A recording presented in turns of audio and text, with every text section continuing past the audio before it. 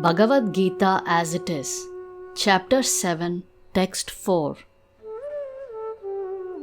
Bhumirapo nalo vayuhu khammano buddhireva cha ahankara iti yamme bhinna prakritirashtada. Synonyms: Bhumihi, earth; Apaha, water; Analaha, fire; Vayuhu, air; Kham, ether; Manaha, mind; Buddhihi, intelligence; Eva, certainly; Cha, and Ahankaraha, false ego; Iti, thus; Iyam, all these; Me, my; Bhinna, separated; Prakritihi, energies; Ashtada, total 8. Translation: Earth, water, fire, air, ether, mind, intelligence, and false ego. Altogether, these 8 comprise my separated material energies. Purport: The science of God analyzes the constitutional position of God and His diverse energies. Material nature is called Prakriti, or the energy of the Lord in His different Purusha incarnations, expansions, as described in the Svatvata Tantra.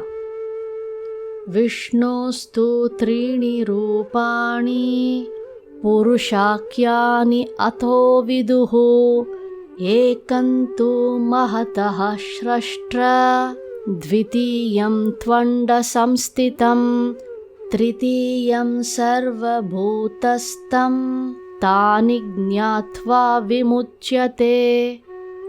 For material creation, Lord Krishna's plenary expansion assumes 3 Vishnus. The first one, Mahavishnu, creates the total material energy, known as Mahat Tattva. The second, Garbhodakashayi Vishnu, enters into all the universes to create diversities in each of them. The third, Shirodakashayi Vishnu, is diffused as the all-pervading Supersoul in all the universes, and is known as Paramatma, who is present even within the atoms. Anyone who knows these 3 Vishnus can be liberated from material entanglement. This material world is a temporary manifestation of one of the energies of the Lord. All the activities of the material world are directed by these 3 Vishnu expansions of Lord Krishna. These Purushas are called incarnations. Generally, one who does not know the science of God, Krishna, assumes that this material world is for the enjoyment of the living entities, and that the living entities are the causes, Purushas, controllers, and enjoyers of the material energy. According to Bhagavad Gita, this atheistic conclusion is false. In the verse under discussion, it is stated that Krishna is the original cause of the material manifestation. Srimad Bhagavatam also confirms this. The ingredients of the material manifestation are separated energies of the Lord. Even the Brahmajyoti, which is the ultimate goal of the impersonalists, is a spiritual energy manifested in the spiritual sky. There are no spiritual diversities in Brahmajyoti, as there are in the Vaikuntha Lokas, and the impersonalist accepts this Brahmajyoti as the ultimate eternal goal. The Paramatma manifestation is also a temporary, all-pervasive aspect of the Shirodakashayi Vishnu. The Paramatma manifestation is not eternal in the spiritual world. Therefore, the factual absolute truth is the Supreme Personality of Godhead Krishna. He is the complete energetic person, and He possesses different separated and internal energies. In the material energy, the principal manifestations are 8 as above mentioned. Out of these, the first 5 manifestations, namely earth, water, fire, air and sky, are called the 5 gigantic creations or the gross creations, within which the 5 sense objects are included. They are the manifestations of physical sound, touch, form, taste and smell. Material science comprises these 10 items and nothing more. But the other 3 items, namely mind, intelligence and false ego, are neglected by the materialists. Philosophers who deal with mental activities are also not perfect in knowledge because they do not know the ultimate source, Krishna. The false ego, I am and it is mine, which constitute the basic principle of material existence, includes 10 sense organs for material activities. Intelligence refers to the total material creation called the Mahat Tattva. Therefore, from the 8 separated energies of the Lord are manifest the 24 elements of the material world, which are the subject matter of Sankhya atheistic philosophy. They are originally offshoots from Krishna's energies and are separated from him.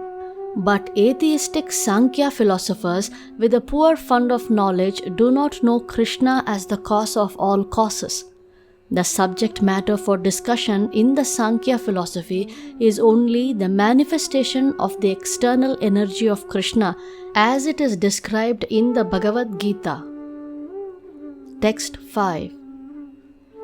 Apareyamitastvanyam prakritim vidhi me param jiva bhutam mahabaho yayedam dharyate jagat.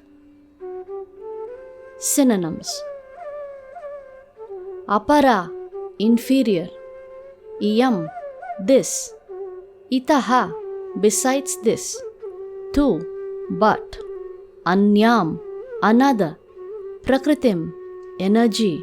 Vidhi, just try to understand. Me, my. Param, superior. Jiva bhutam, the living entities. Mahabaho, O mighty armed one. Yaya, by whom. Idam, this. Dharyate, being utilized or exploited. Jagat, the material world. Translation. Besides this inferior nature, O mighty armed Arjuna, there is a superior energy of mind, which are all living entities who are struggling with material nature and are sustaining the universe. Purport. Here it is clearly mentioned that living entities belong to the superior nature or energy of the Supreme Lord. The inferior energy is matter manifested in different elements, namely earth, water, fire, air, ether, mind, intelligence, and false ego. Both forms of material nature, namely gross, earth, etc., and subtle, mind, etc., are products of the inferior energy.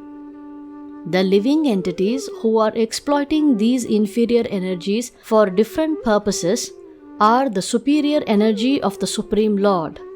And it is due to this energy that the entire material world functions.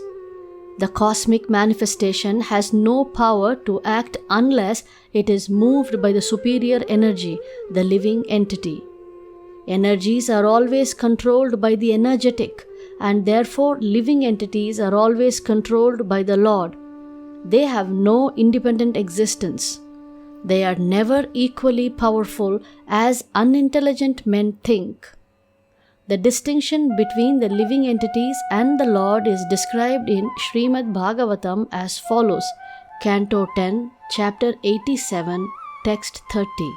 Aparimita dhruvastanu bhrito yadi sarvagatas tarhim na shasyateti niyamo dhruva netarata ajani cha yanmayam tad avimuchya niyantra bhavet samamanujaanatam.